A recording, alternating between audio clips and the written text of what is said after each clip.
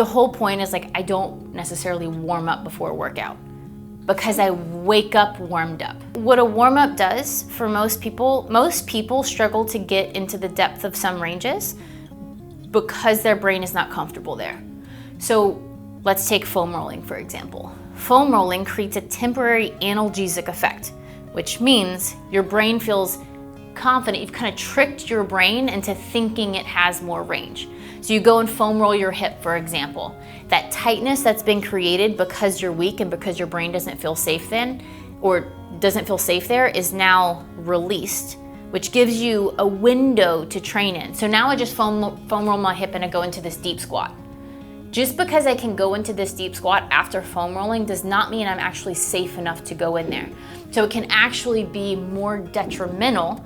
Now you're training this baby tissue that you really don't own and have access to under load. That can cause more pain, more injury, just increases the chances of the things you don't want.